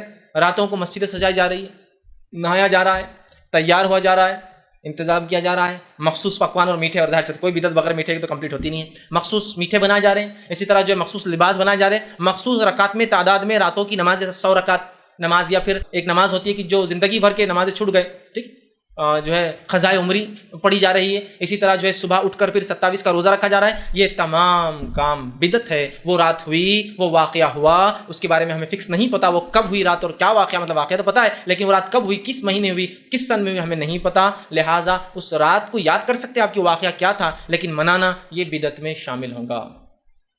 تو آپ دیکھیں کس دھڑلے سے اس رات کو منایا جا رہا ہے، جبکہ اس معاملے میں کئی اقوال صحابہ کے موجود ہیں اور کئی اختلاف اس معاملے میں جو ہے موجود ہے، لیکن اس کے بعد بھی 27 کو مخصوص منایا جا رہا ہے۔ مولانا عبدالحی لکھنوی رحمہ اللہ اس تعلق سے فرماتے ہیں، اور وہ کہتے تھے یہ جو بلاد ہند میں، مطلب ہندوستان کے اندر، وہ کہتے ہیں بلاد ہند میں مشہور ہے کہ شب معراج کی صبح کو روزہ رکھنا 1000 روزوں کے برابر ہے، تو یہ بالکل بے بنیاد اور بے اصل ہے، سمجھ رہے ہیں؟ تو یہاں ہم دیکھ رہے ہیں لوگ پتہ نہیں کیا کیا اس میں منا رہے ہیں، رات جاگتے ہیں، دن روزہ رکھتے ہیں، 1000 مہینوں کا ثواب، 1000 سال کا ثواب، 120 سال کا ثواب، پتہ نہیں کیا کیا باتیں بیان کی جا رہی ہیں۔ تو یاد رکھیے اس مہینے میں یہ رات معراج جو ہے یہ ہوئی، لیکن یہ کب ہوئی یہ ہم نہیں جانتے، واللہ اعلم، اللہ بہتر جانتا ہے کہ رات کب ہوئی، یاد رکھیے۔ اب لیکن ہم مخصوص کر کے دیکھیے کیسے اعمال کر رہے ہیں، کیا کیا افعال کرتے ہیں، اور یاد رکھیے جب ہم بدعتوں میں چلے جاتے ہیں، جب ہم بدعتوں میں پڑ جاتے ہیں تو پھر یاد رکھیے معاملہ پھر وہ اتنی گہرائی میں جاتا ہے کہ پھر وہ بدعتیں کہیں رکتی نہیں۔ تو لہٰذا رجب کی 27 کو شب معراج خاص منانا یہ بدعت ہے اور شریعتاً یہ غلط ہوگا. رات کا جاگنا بھی ثابت نہیں, اس میں کوئی خاص روزہ ثابت نہیں. کوئی آدمی روز رات میں جاگ کے عبادت کرتا ہے تو وہ بھی کر سکتا ہے, اور کوئی روزہ رکھنے کا عادی ہے اور وہ رکھتا ہے, جیسا کہ مثال تو جمعرات اور پیر کا روزہ رکھتا ہے اور اس دن ہی جمعرات آ جائے تو الگ بات ہے, لیکن خاص طور سے کرنا یہ بدعت میں شمار ہوگا. اب اور ایک کام جو اس رجب میں کیا جاتا ہے بڑے عقیدت سے, وہ کیا ہے؟ وہ یہ کہ رجب میں لوگ سمجھتے ہیں عمرہ کرنا افضل ہے, اور بہت لوگ عمرے کو جاتے ہیں, بڑا نمبر لگائے جا رہے ہیں, تڑپ کے لگائے جا رہے ہیں, دعائیں ہو رہی ہیں اللہ سے سالوں سال کی رجب میں موقع دے ہم کو عمرے کا. رجب میں آپ صلی اللہ علیہ وسلم سے خود عمرہ کرنا ثابت, اور نہ ہی آپ نے کبھی اس کی کوئی فضائل کسی صحیح احادیث میں بتائی ہے. دونوں بات یاد رکھیں, آپ صلی اللہ علیہ وسلم سے رجب میں کوئی عمرہ ثابت نہیں ہے, اور آپ صلی اللہ علیہ وسلم سے کسی صحیح حدیث میں کوئی قول ثابت نہیں ہے کہ آپ نے عمل خود عمرہ کیا یا حکم دیا کہ بھائی تم لوگ اس مہینے میں عمرہ کیا کرو. کوئی بات ثابت نہیں ہے. یاد رکھیے اس تعلق سے جو بات آتی ہے آپ صلی اللہ علیہ وسلم کے جو عمرے ہیں اس تعلق سے جو بات آتی ہے, ایک روایت یوں آتی ہے جو کہ صحیح مسلم کی حدیث ہے, اور جو ہے عروہ بن زبیر جو ہے وہ فرماتے ہیں, بیان کرتے ہیں کہ ایک مرتبہ عبداللہ بن عمر رضی اللہ عنہما اور میں دونوں مل کے عائشہ رضی اللہ عنہا کے حجرے کے باہر بیٹھے, اور میں نے سوال کیا ابن عمر سے کہ عبداللہ ابن عمر, کیا نبی اکرم صلی اللہ علیہ وسلم نے رجب میں کوئی عمرہ کیا تھا؟ تو وہ فرماتے ہیں, انہوں نے جواب دیا ہاں کہ آپ صلی اللہ علیہ وسلم رجب میں عمرہ کیا تھا. پھر وہ کہتے ہیں کہ جو عروہ کہتے ہیں کہ میں نے عائشہ رضی اللہ عنہا سے پوچھا, اے جو عائشہ رضی اللہ عنہا, کیا اللہ کے رسول نے رجب میں کوئی عمرہ کیا تھا؟ تو میں عائشہ رضی اللہ عنہا نے وہی جواب دیا اسی وقت, جبکہ عروہ بھی بیٹھے ہیں, عبداللہ بھی بیٹھے ہیں, اور وہ اندر حجرے میں. جب انہوں نے پوچھا, ان سے پوچھا پہلے پھر ان سے پوچھا, تو میں عائشہ جواب دیتی حجرے سے, انہوں نے کہا کہ اللہ جو ہے عبداللہ ابن عمر کی مغفرت کرے, ان پر رحم کرے, مطلب دعائیں دے رہی, غلطی بھی ان سے, اس کا مطلب رحم کرے, مغفرت کرے. اللہ کی قسم آپ صلی اللہ علیہ وسلم نے کبھی کوئی عمرہ رجب میں نہیں کیا. اللہ کی قسم نبی اکرم صلی اللہ علیہ وسلم نے کبھی کوئی عمرہ رجب میں نہیں کیا. اس سے اسلاف کا, صحابہ کا طریقہ دیکھیے اختلاف کا, کہ ابن عمر نے غلطی کرتے یہ نہیں کہا کہ اندر سے حضرت عائشہ کی ہنسی کی آواز آئی, ٹھیٹھی ٹھاٹا کی آواز آئی, اور کہا ابن عمر کو کیا اتنا بھی نہیں پتا کہ کب اللہ کے رسول نے کیا کہتا ہے, اتنے جاہل ہے کیا فقیہ الامہ تم کو لوگ کہہ رہے ہیں, تم کو تو اتنا بھی نہیں. اللہ مغفرت کرے عبداللہ کی, اللہ رحم کرے ابن عمر پر. دیکھیے طریقہ کتنا احسن ہے کہ اللہ رحم کرے ابن عمر پر. اللہ کی قسم کبھی اللہ کے رسول صلی اللہ علیہ وسلم نے جو ہے رجب کے اندر عمرہ نہیں کیا, وہ فرماتی ہے. اور پھر کہا, آپ نے فرمایا کہا مہینے میں نہیں تھا, اور آپ صلی اللہ علیہ وسلم جب بھی عمرہ کے لیے گئے ہر مرتبہ ابن عمر آپ صلی اللہ علیہ وسلم کے ساتھی ہوتے تھے, پھر بھی وہ یہ بات بھول گئے. وہ ان کے ساتھی تھے لیکن پھر بھی شاید ان سے وہاں بولنے میں چوک میں تھا. عائشہ نے کہا کہ تم تو ہر سفر میں ان کے ساتھ تھے, پھر بھی بھول گئے. وہ بھول گئے تھے, ان سے چوک ہو گئی. اسی طرح دوسری روایت جو آتی ہے وہ اس طرح سے, صحیح مسلم کی روایت ہے, انس بن مالک رضی اللہ عنہ سے پوچھا گیا کہ اللہ کے رسول صلی اللہ علیہ وسلم نے کتنے عمرے کیے؟ تو انہوں نے فرمایا اللہ کے رسول صلی اللہ علیہ وسلم نے 4 عمرے کیے اور 1 حج کیا تھا آپ نے. اور پوچھا گیا کب کیے تھے؟ تو کہا 3 عمرے آپ نے ذی القعدہ میں کیے, اور 1 عمرہ آپ نے ذی الحجہ میں کیا, جس میں آپ نے حج بھی کیا تھا. مطلب آپ صلی اللہ علیہ وسلم نے انفرادی طور سے 3 عمرے کیے اور 1 عمرہ حج کے ساتھ کیا آپ نے. تو ایسے آپ کی زندگی میں کتنے عمرے ہوئے؟ 4 عمرے. 3 جس میں سے ذی القعدہ میں آپ نے کیے, اور 4تھا عمرہ آپ نے حج کے ساتھ کیا. ظاہر سی بات ہے, مطلب ذی الحجہ میں کیا, حج ذی الحجہ میں آتا. تو آپ صلی اللہ علیہ وسلم ٹوٹل کتنے عمرے کیے؟ 4. 3 ذی القعدہ میں اور 1 ذی الحجہ میں کی. انس بن مالک کہتے ہیں آپ صلی اللہ علیہ وسلم نے 4 عمرے کیے, 3 تو ذی القعدہ میں کیے اور 1 آپ نے عمرہ کیا جس میں آپ نے حج بھی کیا, اور وہ ذی الحجہ میں تھا. تو گویا آپ صلی اللہ علیہ وسلم کے ٹوٹل 4 عمرے ہیں اور 1 حج آپ نے اپنی زندگی میں کیا ہے. تو لہٰذا اس مہینے میں عمرے کی بھی کوئی خاص فضیلت ثابت نہیں. یہ بات کو بھی آپ ذہن نشین کر لیں, ورنہ بہت سے لوگ نمبر لگا کے عمرے کے لیے جا رہے ہیں, یا بہت سے لوگ گلف میں ہیں تو آسانی ہوتی چھٹیاں لے لے کے آدمی رجب کا عمرہ, بڑا عمرہ, فضیلت والا عمرہ, بابرکت عمرہ, ایسا عمرہ ویسا عمرہ. پھر اس عمرے کے ساتھ اگر یہ سب بدعتیں جڑ جائے, مطلب جڑا دیتے ہیں, صلاۃ الرغائب حرم میں چل رہی ہے, ہاں روزے رکھے جا رہے ہیں اس نیت سے کہ یہ فلاں, تو اس مہینے میں کوئی نماز, کوئی روزہ, کوئی عمرہ خاص طور سے ثابت نہیں. عام طور سے آپ اگر رکھتے ہیں, آپ کی عادت ہے کہ ایام 20 کے روزے جو ہوتے ہیں, چاند جب بیچ میں آ جاتا ہے, 12, 13, 14 کے روزے, اسی طرح پیر کا اور جمعرات کا روزہ آپ رکھتے ہیں, ٹھیک ہے, یہ تو الگ بات, لیکن خاص کوئی روزہ ثابت نہیں آتے. اب آئیے جو آخری بدعت جو اس میں ویسے اس مہینے میں لوگ کئی بدعتیں کرتے ہیں, ان میں سے جو بڑی بڑی بدعتوں میں آخری آپ کے سامنے رکھ رہا ہوں. لہٰذا رجب کے مہینے کی صرف ایک فضیلت ہے, وہ یہ ہے کہ رجب کا مہینہ حرمت والے مہینوں میں سے ایک مہینہ ہے. کیوں؟ وہ اللہ کی مرضی تھی, اس نے اس مہینے کو تعظیم بخشی. ہمیں اس تعظیم کا خیال رکھے. اس مہینے میں کوشش کرنی چاہیے کہ ہم گناہ اور معصیت اور ظلم سے بچیں. حالانکہ ظلم سے تو سال بھر بچنا ہے ان مہینوں میں, لیکن خاص محترم مہینے چونکہ جس میں رجب بھی ایک حرمت والا ہے, ان میں گناہوں سے, ظلم سے بچنا ہے. اور کوئی خاص روزہ, کوئی خاص نماز, کوئی خاص اذکار, کوئی خاص عمرہ, کوئی خاص صلاۃ الرغائب پر پتہ نہیں لوگ کیا کیا پڑھ رہے ہیں, اور کوئی کونے اور کوئی خاص رات میں جاگنا اور صبح کا روزہ رکھنا اس مہینے میں ثابت نہیں. یہ تمام چیزیں بدعت اور خرافات ہیں. اس کو ہمیں سمجھنے کی ضرورت ہے. کوئی کام اللہ کے رسول اور اس کے صحابہ سے اگر ثابت ہو آپ سن کے, تو بہرحال عمل کرنے میں کوئی حرج نہیں, یاد رکھیے. لیکن جو بات ثابت نہیں, یاد رکھیے, ہمیں ضرورت ہے ہم اس بات کو سمجھے کہ یہ بدعت ہے, اور بدعتوں سے بچنا ہم پر واجب اور فرض ہے, یاد رکھیے. ورنہ ایسا نہ ہو کہ ہم بدعتیں کر کے دنیا سے چلے جائیں. اللہ رب العزت کے پاس جب اعمال کے لیے پہنچے تو اللہ رب العزت ہم کو لوٹا دے کہ تم نے جو کام کر کے آئے ہو یہ اعمال کا باعث ہی نہیں تھا, یہ تو ثابت ہی نہیں تھا, کیا میرے رسول کو کرتے ہوئے پایا؟ کیا میرے اصحاب نے اس کو کرتے ہوئے دیکھا یا کہ سلف صالح میں سے کسی نے کیا؟ ہمارے پاس اس کے نہ کوئی تاریخی حوالہ ہے نہ کوئی ریلیجس بیسس ہے، تو لہٰذا ہم کوشش کریں ان تمام بدعت و خرافات سے بچتے رہیں، اور اس قسم کی بدعت و خرافات ہر مہینے لوگ مناتے ہیں ان تمام سے ہم محفوظ رکھنے کی اپنے آپ کو جو کوشش کریں۔ اسی پر اپنی بات کو میں ختم کروں گا۔ اللہ رب العزت سے آخر میں دعا ہے کہ اللہ سبحانہ تعالیٰ جو کچھ کہا سنا گیا اس عمل کی توفیق عطا فرمائے، ہم تمام کے لیے ہر قسم کی بدعت اور خرافات سے ہماری حفاظت کریں جب تک ہمیں زندہ رکھے، اسلام اور ایمان پر زندہ رکھے، خاتمہ ہمارا ایمان پر ہو۔ آخر دعوانا الحمد للہ رب العالمین، سبحان ربک رب العزت عما یصفون وسلام علی المرسلین والحمد للہ رب العالمین۔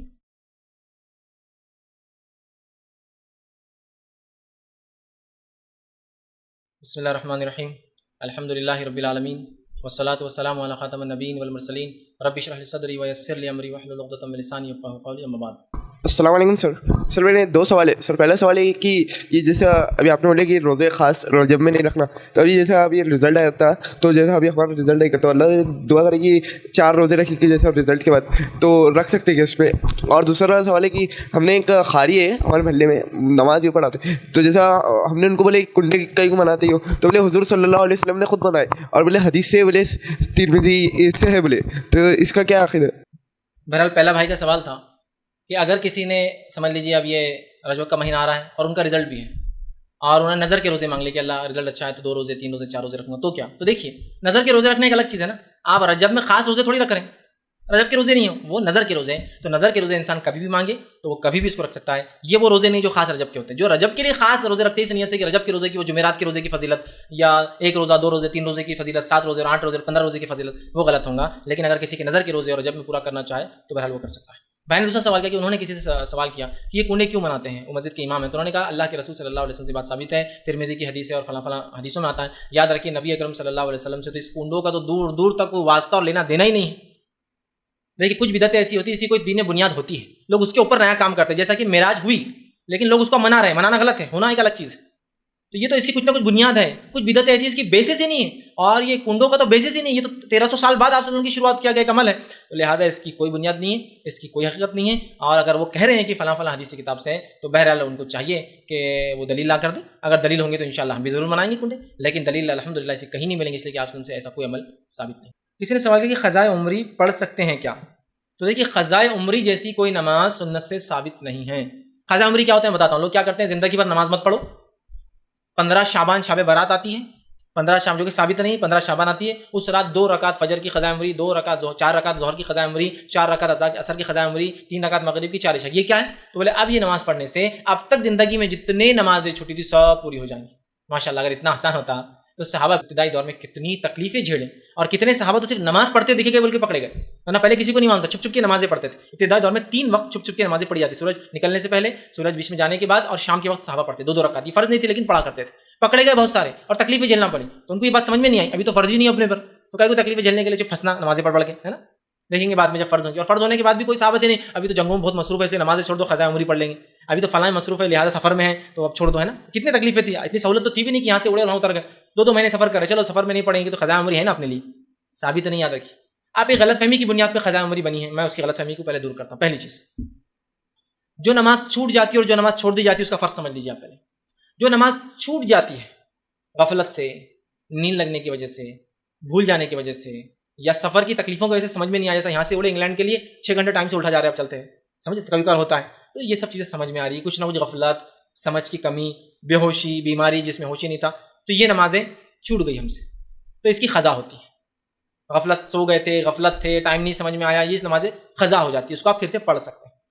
اب دوسرا، جو نمازیں چھوڑ دی جاتی ہیں، عصر کی اذان ہو رہی، چلیے بھائی نماز کو جاؤ، تم جا کے آؤ، مغرب ہو رہی، چلیے بھائی تم جا کے آؤ ذرا، میں تھوڑا سا، ارے عشاء کے ٹائم تھوڑا سا مصروف ہو، تھوڑا ذرا آپ جا کے آ جاؤ، یہ نمازیں چھوڑ دی گئی۔ جو نمازیں چھوٹ جاتی ہیں ان کی قضا ہوتی ہے، جو نمازیں چھوڑ دی جاتی ہے یاد رکھیے وہ نماز کبھی قضا نہیں ہو سکتی زندگی میں، یہ مسئلہ ہم کو سمجھ میں نہیں آتا۔ جو نماز چھوٹ جاتی ہے اس کی قضا ہوتی ہے، جو چھوڑ دی جاتی ہے اس کی قضا نہیں ہے، وہ گئی نماز، مر گئی وہ نماز، فوت ہو گئی، بیکار ہو گئی وہ نماز آپ کی، کیوں تو آپ مسلمان ہو کے آپ نے جان بوجھ کے کہا کہ جاؤ تم، اور وقت آپ نے گزارا وہ نماز فوت ہو گئی، اس کی قضا نہیں ہوتی۔ آپ زندگی بھر آپ جان بوجھ کے چھوڑے، بولے قضا تو ہوتی نہیں اس کی، سب سے پہلے اور قضاء عمری جیسا کوئی کانسیپٹ اسلام میں ہی نہیں کہ نمازیں چھوڑتے رہو، آرام سے آ کے پوری پڑھ لینا نماز قضا ہے۔ اب کچھ لوگ جو توبہ کرنا چاہتے ہیں، اللہ 10 سال سے نماز چھوٹی، 20 سال چھوٹی، 40 سال سے چھوٹی، اب کیا کریں؟ کچھ لوگ بولتے دیکھو اس کا طریقہ بولے، اس کو نمازیں پڑھنے کا، ہر فجر سے پہلے 2 رکعت پڑھنا، بولا اللہ پہلی فجر کی نماز جو قضا ہوئی تھی، اب وہ بولے پہلی ختم ہو گئی، پھر دوسری والی پہلی بن جاتی، بولے تو پھر دوسرے دن بھی بولا اللہ پہلی فجر کی نماز قضا، پھر اور ہر نماز سے پہلے احتیاطاً 2 یہ پڑھ لینا قضا اور 2 پڑھنا۔ جو نمازیں مسلسل ایک لمبے عرصے تک چھوٹ گئی ہمارے سے غفلت میں نا علمی میں جو بھی ہے، اس کے لیے یاد رکھیے سوائے توبہ کی اور کوئی حل نہیں ہے، اور جو چھوڑ دی گئی وہ تو فوت ہو گئی، سوائے توبہ کی کوئی حل نہیں ہے، ورنہ وہ 10 سال کی اور 15 سال کی اور 20 سال کی نماز کے غم میں اگلی نمازیں بھی چھوٹ جائیں گی آپ کی، اور یار وہی نہیں ہو رہی چند یہ بھی نہیں کرتے، جو ہو رہی ہے کیجیے، باقی کے لیے توبہ عیشت. ہاں حال میں کچھ چھوٹ گئی سفر میں اس میں بھول گئے اور ایسا ہوگا وہ الگ چیز ہے، لیکن عرصے تک سال تک نمازیں چھوٹی ہے تو توبہ ہے. اس لیے کہ صحابہ اور تابعین سے کوئی ایسے اقوال نہیں ملتے کہ نمازیں چھوڑو اور پھر قضاء عمری پڑھتے رہو پوری رات نماز سے پہلے 2 رکعت، یا ایک ساتھ 15 شعبان کو بس کھڑے ہو جاؤ اور شب برات کو منا لو اور بس قضا کر لو. تو قضاء عمری جیسی کوئی نماز سنت سے ثابت ہی نہیں ہے. قضا نماز جو ہو جاتی ہے وہ پڑھ سکتے ہیں، چھوٹ گئی جو نماز چھوڑ دی جاتی ہے وہ فوت ہو جاتی ہے، تو لہٰذا اللہ سے ہم توبہ کریں، یہی اس کا ایک حل ہے. السلام علیکم. میرا یہ سوال ہے کہ شب معراج میں اور شب برات میں بھی عشاء کا ٹائم چینج کر دیا جاتا ہے، عشاء کا ٹائم بڑھا دیا جاتا ہے، تو یہ اس پہ کیا ہے، مطلب یہ بدعت ہوئی یا پھر جو ہے تو بھائی نے سوال کیا کہ شب برات اور شب معراج پہ خاص طور سے مسجدوں میں عشاء کا ٹائم بڑھا دیا جاتا ہے تاکہ لوگ لیٹ آ کے پڑھیں. تو بہرحال یہ تو غلط ہے، جو ٹائمنگ چل رہا ہے وہی رکھنا چاہیے، لیکن اب ایک مصلی تو مجبور ہے نماز میں، وہ عمل غلط ہے. خاص طور سے کچھ دنوں میں بغیر شرعی عذر کے، بارش ہو رہی ہے، مصیبت ہے، پریشانی ہے، تو ایک الگ چیز ہے. خاص طور سے لوگ جو ہے نمازوں کو آگے بڑھا دیتے ہیں، ٹھیک ہے، اور اس کو لمبا کرتے ہیں، وہ طریقہ یاد رکھیے شریعتاً درست نہیں ہوگا. آپ جو ریگولر چل رہی نماز اسی ٹائم پر نماز کو وہ کرنا چاہیے. لیکن اب میں ایک مصلی کیا کروں، آپ پھر مجبور ہیں، اب جو ٹائم ہوگا اس میں آپ کو جانا پڑے گا، اور اس ٹائم پہ چونکہ آپ جماعت سے نماز پڑھنا چاہتے ہیں، آپ اس مسجد کے مصلی ہے، اب وہ لوگوں نے ٹائم بدل دیا تو ہم کیا کر سکتے، تو لہٰذا ویٹ کیجیے، آپ وہ پڑھیے. لیکن ایسا کرنا میں کہوں گا درست نہیں ہوگا، کیونکہ خاص آپ ان ایام کو فضیلت دے رہے ہیں. پھر یہ ٹائم بدلنا خاص فضیلت ہے تاکہ زیادہ سے زیادہ لوگ پڑھے، مطلب زیادہ سے زیادہ لوگ منائیں، جبکہ اس کا منانا ثابت ہے نہیں. لہٰذا میں کہوں گا مسجد کے ذمہ داروں سے اسی وقت رکھیں، لیکن مصلی مجبور ہے، اگر وہ ٹائمنگ چینج کرتے ہیں تو آپ مجبور ہیں. اللہ تعالیٰ جو آپ کی مجبوری کو انشاءاللہ سے دیکھیں. جب بہت سارے لوگوں کو درس کی دعوت آپ کے درس کے طرف بلایا جاتا ہے تو بولتے ہیں کہ اب فیضوی کا لیکچر ہے تو ہم آتے ہیں، تو ہم نہیں آتے. تو پہلے پوچھتے ہو فیضوی کا ہے، تو خاص طور سے خواتین، گھر کی جو خواتین ہیں وہ پوچھتی کہ فیضوی کا ہے کیا، بولو پہلے اس کے بارے میں کچھ. بھائی نے ایک سوال کیا کہ بہت سارے لوگ جب درس میں ان کو دعوت دی جاتی ہے آتے ہیں تو پوچھتے ہیں آج فیضوی کا درس ہے کیا. پھر انہوں نے کہا خواتین خاص طور سے گھر کی پوچھتی نہیں فیضوی ہوں گے تو ہم آتے، نہیں تو ہم نہیں آتے. مجھے کچھ لوگوں نے ایسی کمپلین بھی کی تھی کہ کچھ لوگ اٹھ کر چلے جاتے ہیں اگر مجھے نہیں دیکھتے ہیں. لیکن میں ہمیشہ یہ بات بولتا ہوں کہ کسی کے انداز کی بنیاد پر پورے علم کو چھوڑ دینا اچھی بات نہیں ہے. ٹھیک ہے، تو اگر میرے علاوہ بھی کوئی مقرر آئے گا تو علم ہی دیں گا نا، کہ نہیں وہ منمانی کریں گا، قصے کہانی آپ کو سنا کر چلے جائیں، علم دیں گا. تو صرف اس وجہ سے کسی کا انداز صرف آپ کو پسند آتا ہے، اس انداز کی بنیاد پہ آپ علم کو مت چھوڑیے، میں یہ کہوں گا. اور اجتماعیت کو مت چھوڑیے، مطلب جو آپ لگے ہیں ریگولر ایک ٹائم نکال رہے ہیں، سنڈے کو آپ وقت دے رہے ہیں، عادی ہیں اس کے، تو ایک اچھی چیز ہے. تو لہٰذا ہوں. دوسرا یہ کہ بہت سارے لوگ یہ بھی کمپلین کرتے ہیں کہ فیض آپ بہت کم رہ رہے ہیں اور یہاں زیادہ دھیان نہیں دے رہے. تو یاد رکھیے بہت سارے مجبوریاں ہوتے ہیں، بہت سارے حالات ہوتے ہیں کہ بہت سارے مختلف ہندوستان کے علاقوں میں لوگ کام کرنا چاہتے ہیں، ان کو بھی جوش چاہیے، ان کو جذبہ چاہیے، وہ بھی چاہتے ہیں کہ ہم ان کے سامنے کچھ باتیں رکھیں، وہ بھی کچھ ہمارے ذریعے سے سیکھے، یا نوجوانوں میں کچھ ایک ایک تبدیلی آئے، کچھ کام نیا شروع ہو. تو اس کے لیے بہرحال ہم بھی کوشش کرتے ہیں اور اسی کے تحت میں بھی سفر کر کے جاتا ہوں. ورنہ عام طور سے اگر کوئی یہ کہے کہ صرف تقریر کے لیے مجھے بلا رہا ہے تو میں نہیں جاتا ہوں. ہم لوگ بولتے تقریر نہیں، اس کے بعد کیا آپ کا ورک پلان ہے کہ آپ کیا کریں گے اس کے بعد. تقریر تو ہر کوئی دے رہا ہے، ایسا سود کی خلاف تقریر، تو تقریر تو سود کے خلاف تب دے کے جا رہے ہیں. کون سا ایسا مسلمان جس کو معلوم ہے سود حرام نہیں ہے بول کر. پریکٹیکلی میرے جانے کے بعد تقریر کی آپ کیا سود کے خلاف نظم اٹھائیں گے یہ بولیے پہلے. تو میں یہ کوشش کرتا ہوں کہ صرف تقریر پر میں زور نہ دوں، بلکہ میں وہاں جاؤں جہاں کچھ کرنا چاہتے ہو تقریر کے ساتھ. ٹھیک ہے، گیدرنگ چاہے کتنے بھی ہو، 100 لوگ بھی ہے تو میں جاتا ہوں، وہ مسئلہ نہیں میرے لیے. لیکن اصل یہ ہے کہ آپ اس کے بعد کیا فالو اپ لے رہے ہیں، کیا آپ کوئی تحریک شروع کر رہے ہیں، کوئی سسٹم بنا رہے ہیں، کوئی کام شروع کر رہے ہیں، کہ نوجوانوں کی بگاڑ پہ ہمیں تقریر لی تو نوجوانوں کے لیے کچھ تیار کر رہے ہیں پروگرامس، جس کے بعد ایک سلسلہ چلتے رہے. نہیں پھر اگلا مقرر آئے گا 2 مہینے بعد وہ بولیں گا پھر اگلا مقرر، یہ نہیں ہوتا. تو لہٰذا میں کوشش کرتا ہوں جاؤں تاکہ کتاب و سنت کا کام آگے بڑھے، لوگ کتاب و سنت کو سمجھیں. تو لہٰذا لوگوں کی گزارشات ہوتی ہے، ریکویسٹ ہوتی ہے. میں بہت کوشش کرتا ہوں کہ میں اتوار کو یہاں رہوں، بہت کوشش کرتا ہوں. الحمدللہ جتنے اتوار میں یہاں رہتا ہوں تقریباً کم بیش میں ہفتے کو واپس آتا ہوں رات میں، یا ہفتے کی صبح اورنگ آباد رہتا ہوں. جمعہ کا پروگرام جمعرات لے کر ہفتے کو رہتا ہوں تاکہ اتوار یہاں پھر اگلے پروگرام کے لیے چلے. تو کوشش کرتا ہوں، لیکن کچھ جگہ ناممکن ہوتا ہے کہ میں اتوار کو کروں اور وہ جانا ہی پڑتا ہے، جیسا کہ ہفتہ اتوار کا کوئی پروگرام کرنا چاہتا ہے کچھ جگہ. لیکن میں کوشش کرتا ہوں جمعرات جمعہ لوگ پروگرام رکھیں تاکہ میں کہیں بھی رہوں. تو ہفتے کے دن میں فلائٹ سے آتا ہوں تو ہفتے کے دن شام تک میں اورنگ آباد یا صبح اورنگ آباد پہنچ ہی جاتا ہوں. اتوار کے دن آپ لوگوں کے سامنے رہتا ہوں. پھر پیر منگل بدھ کچھ نہ کچھ لوکل پروگرامس ہمارے طے ہوئے رہتے تاکہ یہاں کے لوگ بھی سننا چاہتے تو چلیے پھر لوکل پروگرامس لوگوں کے پاس ہوتے ہیں وہاں جاتا ہوں. تو لہٰذا آپ صرف کسی کے انداز کی وجہ سے علم چھوڑ دیجیے. دوسرا کچھ لوگ یہ کہتے ہیں نہیں آپ فیس بک کریں تو کوئی بات نہیں، نیٹ پہ پھر دیکھ لیں گے، نیٹ بھی ایک سہولت ہے. بہرحال آپ نیٹ پہ دیکھ لیں گے یہ بات تو صحیح ہے، لیکن جو لائف ہونے سے، لوگوں کے ساتھ بیٹھنے سے، لوگوں میں آنے سے جو بہت ساری چیزیں اور بھی ڈیولپ ہوتی ہے وہ ظاہر سی بات ہے اکیلے میں نہیں ہو پائیں. جیسے پردے کی اہمیت پہ عنوان آپ سن رہے ہیں، لیکن جب کچھ عورتوں کا آپ پردہ دیکھیں گے تو ایک جوش ہوتا ہے کہ دیکھو ماشاء اللہ کیسا کریں. جب آپ دیکھ رہے ہیں کہ فلاں کام کرنا چاہیے ٹخنے سے اونچا، کچھ لوگ ٹخنے سے اونچا پہن رہے، لوگ دیکھ رہے ہیں ارے ماشاء اللہ ان کو بھی جوش آ رہا ہے کہ دیکھو لوگ پہن رہے ہیں یار، آپ ان سے سن رہے تھے، پریکٹیکل کو نمونہ دکھ نہیں رہا تھا. تو ایسے بہت سارے فائدے اجتماعیت میں ہونے سے ہوتے ہیں. تو لہٰذا میں گزارش کروں گا. بہت سے لوگوں کا کمپلین یہ بھی آئے کہ باہر سنتے آواز ہو اور باہر سے پھر چلے جاتے ہیں، اچھی بات نہیں یاد رکھیے. اور اسی وجہ سے ہم اعلان نہیں کرتے کہ میں کب ہوں اور کب نہیں ہوں، کہ لوگ چلے جاتے ہیں. ٹھیک، اب یہ کیسے پاسبل ہوا کہ ہم اعلان کریں کہ میں ہفتے کی 4 ہفتے رہوں گا، 2 ہفتے رہوں گا، 1 ہفتہ رہوں گا، جبکہ پروگرام ایسے ماشاءاللہ 2-3 مہینے پہلے طے ہو جاتے ہیں. لیکن پھر بھی ہم اعلان کیسے کریں؟ کوئی پروگرام کینسل ہو جاتا تو میں یہاں دکھتا ہوں، پھر آپ بولے ارے وہاں لکھ دیتے نہیں ہم نہیں آئے، دیکھو آپ یہاں تھے. کبھی لکھ دیا ہوں اور کسی ارجنٹ وجہ سے مجھے جانا پڑا، دیکھو لکھ دیے تھے اور دیکھو نہیں یہ رہتا، وعدہ خلافی کرتے، بڑے بڑے لوگوں کو دیکھ لیا ہم نے، سب جھوٹے رہتے، لکھ دیا اور یہ کر دیا. تو آپ سمجھنے کو بھی تیار نہیں ہوتے کہ پریکٹیکل ایشوز کیا ہے، اس لیے ہم لکھ کر بھی نہیں لگاتے. لکھ کے لگائیں گے پھر آپ کی طرف سے ہم کو جو ہے سلاواتیں بولتے ہیں نا وہ تانے سننا پڑیں گے، تو لکھ کے بھی نہیں لگاتے ہیں اس وجہ سے. اگر سمجھ لیجیے کینسل ہو گیا، سر آپ نہیں رہنے والے تھے نا آج کیسے ہم نہیں آئے اور آپ آ گئے اس دن، ایسا کیسا؟ اب ہمیں اس دن کینسل ہو گیا میرا پروگرام، کتنے لوگوں کو بولو کینسل ہو گیا تھا، یہ پھر لکھ کے لگانا چاہیے نا پہلے. اب لکھ کے لگا دیے تو یہ مسئلہ نہیں، لکھ کے لگاتے ہو لکھ کے نہیں لگا رہے آپ سے ہم. بہرحال آپ ہر اتوار آیا کیجیے، اور اتوار میں سے ایک اتوار انشاءاللہ میں نمودار ہو ہی جاتا ہوں کوئی نہ کوئی اتوار، اور آپ لوگ سن لیتے ہیں. بہرحال ٹھیک ہے. عنوان ماشاءاللہ بھی سبھی مختلف بہت اچھے اچھے بانتے ہیں آپ کے سامنے، بولنے کا طریقہ صرف فرق ہوتا ہے. قرآن حدیث کی بات وہی ہے جو سب کرتے ہیں، بس تھوڑے سے کسی کے انداز کی وجہ سے آپ کسی علم کو مت ٹھکرائیے، اس لیے کہ بہت سارا مفید علم پھر آپ سے چھوٹ جاتا ہے، اور بہت سارے لوگوں کے مختلف انداز بیان ہوتے ہیں. ٹھیک، تو لہٰذا صرف ایک بیان کے انداز کی وجہ سے آپ کسی کے علم کو مت ضائع کیجیے. ریگولر آپ سنڈیز کو آیا کیجیے اور اس درس سے جو ہے فائدہ اٹھایا کیجیے. السلام علیکم. سوال یہ بہت سارے لوگوں کا نظریہ اس طرح ہوتا ہے کہ کوئی معاملات یا اختلافی مسئلہ ہے، اکثر نماز کے معاملات میں ایسا ہوتا ہے کہ کوئی مسئلہ ہے اور اس مسئلے میں دو گروہ کا اختلاف ہے، اگر ایک مسئلہ صحیح روش پر ہے اور دوسرا غلط ہے تو اس طرح فورس کیا رہتا ہے کہ آپ صحیح بھی ہے تو اس مسئلے کو نہ بیان کرو تاکہ آپ کے بیان کرنے کی وجہ سے پھر امت میں اختلاف پیدا ہوگا، اور اختلاف کے پھر جھگڑے ہوں گے، اس وجہ سے آپ بولے نہ کو اور آپ کے بولنے کی وجہ سے نہ بولنے کی وجہ سے اختلاف نہ ہو. اور اگر یہ بات صحیح نہیں ہے تو پھر ایسی کون کون سی مصلحتیں ہو سکتی ہیں کہ کوئی معاملے میں صحیح حدیث آئے اور اس کے باوجود بھی ہم صحیح حدیث کے وہ رد کر دیں؟ بھائی نے ایک اچھا سوال کیا کہ بہت سارے لوگ جب کوئی مسئلہ آتا ہے تو جیسا نمازی لے لیجیے، انہوں نے کہا اور بھی مسائل ہوتے ہیں جس میں دو رائے ہو، علماء کی دو رائے ہو، یا پھر ایسی دو رائے ہو کہ ایک غلط اور ایک صحیح ہو، ایک ضعیف روایت اور ایک صحیح روایت ہو، ایک غلط ہو یا ایک صحیح ہو، یا دو رائے، دونوں کی میں دونوں کا جواب دیتا ہوں. اگر دو رائے آتی ہے اور دونوں صحیح ہیں تو لوگوں کو اختیار ہوتا ہے جس پہ چاہے عمل کرے. اگر ایسی دو رائے ایک صحیح اور ایک غلط ہے اور اگر بھائی صحیح پر عمل کرتے اس کو بیان کرتے، لوگ کہتے ہیں کہ دیکھو اس سے اختلاف ہو رہا امت میں، لہٰذا یہ بات کو بیان مت کرو. تو ان کا سوال تھا کہ ایسی کون سے مصلیحت ہو سکتی ہے جس میں صحیح حدیث کو بیان نہ کیا جائے اس وجہ سے کہ امت میں اختلاف ہو رہا ہے. دیکھیے اگر کوئی عمل غلط ہو رہا ہے، ضعیف یا موضوع روایتوں کی بنیاد پر ہو رہا ہے، اس بنیاد پہ نہیں کہ اختلاف ہے مسئلے کے اندر، ضعیف یا موضوع روایتوں کی بنیاد پر ہو رہا ہے، تو یہ ہمارے لیے واجب اور ضروری ہے کہ ہم صحیح روایتوں کو لوگوں کے سامنے رکھیں. اگر انہیں لگتا ہے یہ اختلاف ہے تو یہ ان کی سمجھ کا اختلاف ہے. اگر یہی بات آپ صلی اللہ علیہ وسلم جب مکے میں اور مشرکین تو یہی تو کہہ رہے تھے نا کہ بھائی تم ایسی بات مت کرو، اس سے اختلاف ہے، ایسی بات کرو جو دونوں کو چل جائے. ایک سال ہم تمہارے معبود کی بات کریں، ایک سال تم ہمارے معبود کی بات کرو، ایک سال ہم، اچھا تم ہمارے مت کرو لیکن ہمارے معبود کو کم از کم برا مت بولو، چلو ایک سال تم مت کرو برا مت بولو. کیا آپ صلی اللہ علیہ وسلم نے کمپرومائز کیا؟ اب یہاں جو مصالحت کی بنیاد پر لوگ کہہ رہے نہیں امت میں اختلاف ہوگا، امت میں اختلاف ہوگا، تو کب تک امت کو آپ جاہل رکھنا چاہ رہے ہیں؟ میں یہ سوال کر رہا ہوں کب تک؟ نہیں اس سے اختلاف ہوگا اس سے اختلاف ہوگا. کچھ جماعتوں کی حال تو یہ 70 سال سے چل رہے ہیں، 70 سال سے آج تک وہی مسئلہ ہے کہ اس سے اختلاف ہوگا. تو کب تک امت کو آپ بے شعور اور بغیر شعور کے رکھنا چاہتے ہیں اور کتاب و سنت کے واضح علم کو ان سے چھپانا چاہتے ہیں؟ کیوں؟ بول دیجیے آپ کیا اختلاف ہوگا دیکھا جائے گا. یہ اختلاف نہیں ہوگا، یہ بات وہ ہوں گی کہ صحیح چیز پر آئیں گے. اور اختلاف جو ہو رہا ہے نا، جو صحیح بات بتانے کی وجہ سے، وہ اختلاف نہیں، درخت ہماری نفس کے خلاف جب بات جاتی ہے نا تو ہم کو بری لگتی ہے اور ہم اس کو اختلاف سمجھتے ہیں. نفس کے خلاف جا رہے، ہمارا تو دل چاہ رہا ہمارا پروڈکٹ بکنا چاہیے، لوگ عید منائیں اس دن، دیکھو اب یہ بولے غلط ہے تب تو اپنا بزنس بند ہو جائے گا نا پورا. تو اختلاف ہم پیدا کر رہے ہیں، یہ ہے نہیں اندر کی. تو ایسا کوئی مسئلہ جس میں کتاب و سنت میں دو رائے آ رہی ہو تو ٹھیک ہے، اس میں کوئی بول سکتا ہے کہ یار ایک رائے پہ لوگ عمل کر رہے نا، وہ بھی غلط نہیں ہے، تو تم دوسری رائے مت رکھو اس لیے کہ اس سے اختلاف ہو سکتا ہے. ٹھیک ہے، یہ تو ہو سکتا ہے کہ بات دونوں بھی صحیح ہونے کے، لیکن ایک غلط ہے دوسری صحیح ہے، لیکن اس صحیح بات کو بیان نہیں کرنے دیا جا رہا اس بنیاد پہ کہ اختلاف ہوگا، تو میں کہوں گا نہیں، یہ تو کتمان علم ہے. ابو ہریرہ رضی اللہ عنہ فرماتے ہیں کہ اگر اللہ کے رسول صلی اللہ علیہ وسلم کی حدیث میں نہ سنا ہوتا کہ جو شخص علم رکھنے کے باوجود چھپائے وہ جہنم میں جائے گا، تو میں حدیث بیان نہیں کرتا اس ڈر کی وجہ سے کہ غلط بات نہ نکل جائے میرے منہ سے. ہو سکتا ہے نا کوئی بات بیان کر دے جو آپ نے نہیں کہی اور نکل جائے، تو ڈر سے حدیثیں بیان نہیں کرتے تھے وہ کہا، لیکن علم چھپانے میں آ جا رہا نہیں بات.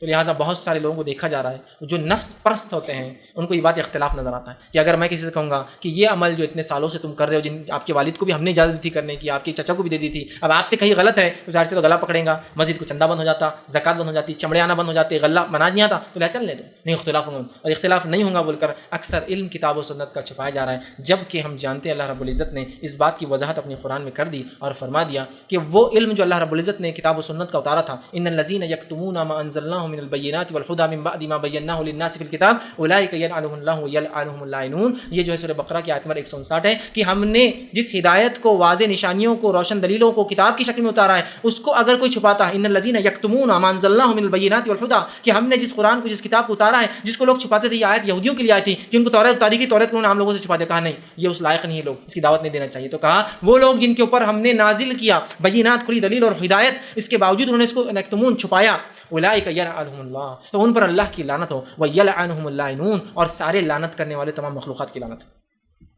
تو کتمان حق، کتمان علم، علم کو چھپانا بہت سنگین جرم ہے. اب اختلاف کے نام پر غلط چیز پہ، ضعیف اور موضوع پہ عمل کرنے دیا جا رہا، صحیح نہیں بیان کیا جا رہا، تو میں کہوں گا یہ تو کوئی حکمت ہی نہیں ہے کہ آپ ضعیف اور موضوع پہ عمل کرنے دیا جائے. ہاں صحیح بات کو بتانے کے لیے حکمت ہونا چاہیے، میں یہ کہوں گا، صحیح بات کو بتانے کے صحیح وقت اور صحیح حکمت اور صحیح شخص کو پکڑیے آپ اور اس کو بتائیے. لیکن یہ تو ہرگز یاد نہیں جائیں گے چلنے دو ابھی چلنے دو، پھر کل کو جب آپ کہیں گے یہ غلط ہے اور وہ بولیں گے کیوں 10 سال سے تم نے آج تک غلط نہیں کہا، آپ کہہ رہے ہو غلط، پھر کیا کہوں گے آپ اس کو؟ نہیں 10 سال پہلے تم میں عقل نہیں تھی اب زیادہ ہے. وہ بولیں گے حضرت زیادہ عقل مند جب تھا، میں اب تو بوڑھا ہوتا جا رہا ہوں 10 سال بعد. جب سمجھانا چاہیے تھا تم نے یہ بات، جب میں اپنی زندگی تبدیل کر سکتا تھا، میرے 10 سال کے اعمال 20 سال 50 سال کے برباد کری تم نے، کہا کہ حکمت تھی تمہاری علم چھپانے میں.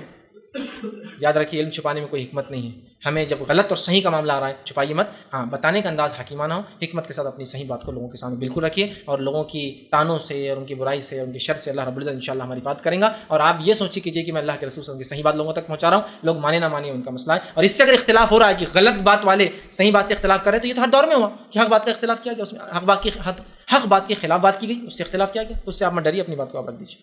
السلام علیکم. فیض 4 حرمت کے جو مہینے اس کی مطلب فضیلت جو آتی ہے، مطلب کیا ذکر کرنا ہے، عمل کرنا ہے، اس کی مختصر تشریح کیجیے. حرمت کے مہینے جو 4 مہینے، اور جو نکاح کے تعلق سے آتا ہے کہ محرم کے مہینے میں نہیں کرنا چاہیے، وہ بات کہاں تک درست ہے؟ پہلے سوال کیا کہ حرمت کے مہینوں میں کیا عمل کرنے چاہیے، ذکر و اذکار خاص بتا دیجیے. دیکھیے حرمت والے 4 مہینوں میں کوئی خاص ذکر کوئی خاص عمل ثابت نہیں، سوائے محرم کے اندر جو ہے وہ 2 روزے رکھنے کی جو ہے وہ سنت موقع ہے، بس اور کچھ بھی نہیں.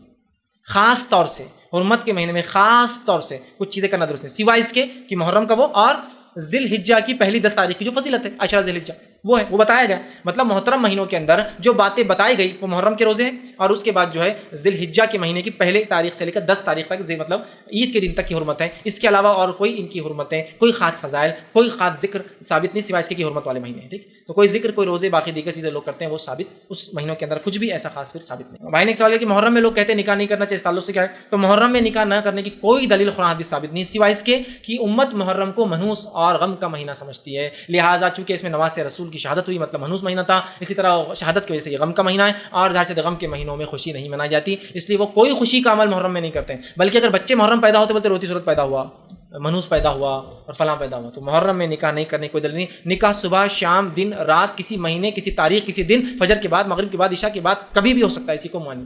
ٹھیک ہے، تو بہرحال محرم میں خاص طور سے نکاح نہ کرنے کی کوئی دلیل، کوئی حدیث، کوئی اقوال کچھ بھی موجود نہیں. یہ صرف ہمارے توہام کی بنیاد پر کہ منحوس ہے اور غم کا مہینہ ہم لوگوں نے نکاح اس میں بند کر دیا.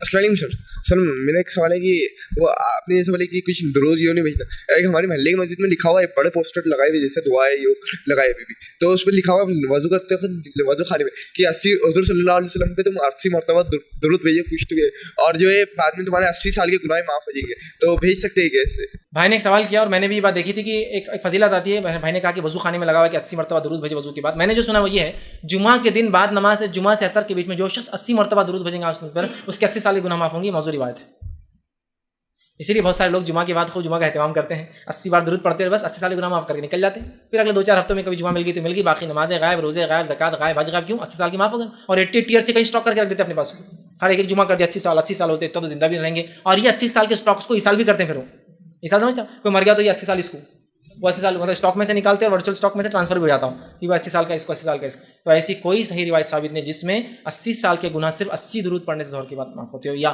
جمعہ کے بعد معاف ہوتے ہو یا کسی اور نماز یا وضو کے بعد کرنا، ایسا کوئی ثابت نہیں ہے. انشاءاللہ عزیز ہم اسی پر اپنی بات کو ختم کریں گے. وآخر دعوانا الحمدللہ رب العالمین. سبحان ربک رب العزۃ عما یصفون وسلام علی المرسلین والحمد للہ رب العالمین.